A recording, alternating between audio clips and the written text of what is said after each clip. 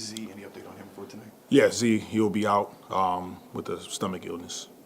And then Porzingis represents a very unique challenge for somebody, especially like Eve. I mean, he took 14 threes last game. How important is Eve's defense going to be tonight, and the team defense in dealing with that? Yeah, it's important. He creates a different dynamic for that group. His ability to defensively block shots, alter shots, rebound the ball, and then offensively set screens. He's popping.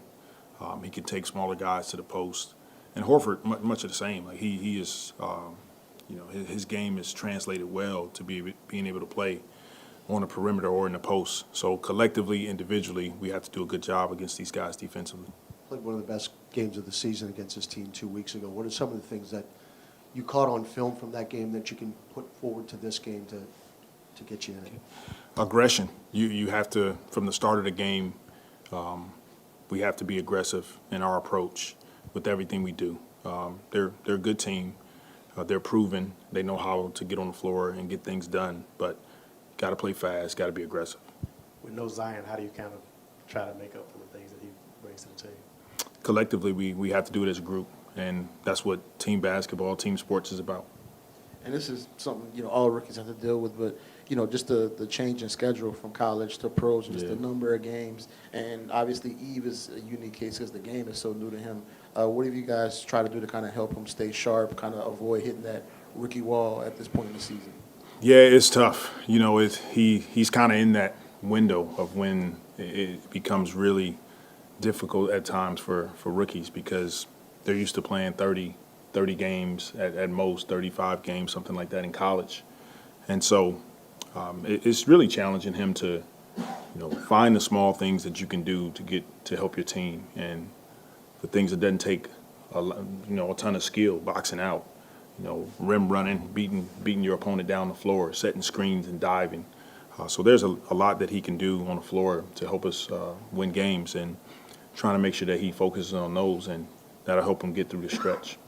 And, in games when Z's are, how important is it to kind of get Trey going early just to find that rhythm and allow him to be that spark on offense? Yeah, it's important, and teams are going to key in on him. So Trey just continue to go out and be aggressive, play the right way on both ends of the floor, but we're going to need his scoring tonight.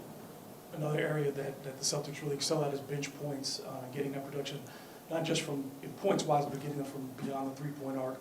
How important is it going to be tonight for guys like Javante, like Jose, to just be able to hold the line defensively? It's extremely important. They're one of the better second units in the NBA with Pritchard and Horford and Hauser and those guys. They do a good job. So, once again, the way that we can attack these guys is with our aggression, with our speed. We have to make sure we rebound the ball. They did a good job last game, offensive rebounding, getting second chance opportunities against us. Willie, it was a 1-point loss last game against the Mavericks, 1-point loss against the Celtics. And in both of those games, your team got less than 2/3 of the available defensive rebounds. How does that process look like? You've been talking to us about it all season, it seems like. But what's that process been like, trying to get the team somehow just to rebound better? Just being honest that, that's on the scouting report. If I'm coaching against our team, I'm telling guys to go offensive rebound. And so that's something that we can get better at. It's something that we can pay attention to as a group. And then we got to do it. We got to go out on the floor and understand that when shots go up, we can't get caught looking around, but hitting bodies collectively and finishing those possessions. You look at the Boston game, you look at the Dallas game, those are 16 stops, 16 opportunities that will help your defense and your offense. You mentioned what impresses you about his longevity and this guy you played with 13 years ago and ability to still be productive. And were there things you saw even then that kind of showed that he would be able to have this kind of sustained career? Was it that long ago, 13 years? You didn't have to throw that in there. No. Al is, he's super high character on and off the floor. He's a great teammate, and he's a leader. And so when he walks into anybody's organization, he's going to make it better. He's going to make his teammates better. He holds himself to a certain standard, and he has a high IQ, so he's watching the game as he's grown in the NBA and he's seeing, okay, this is what works now, and he's able to adjust. And those guys can play a long time because they take care of themselves. They work extremely hard. They're respected by everybody in this league, and obviously, I'm super proud of him and the career that he's having. So hopefully, he just didn't have a great game tonight. We need him to have an off night. All right, thanks.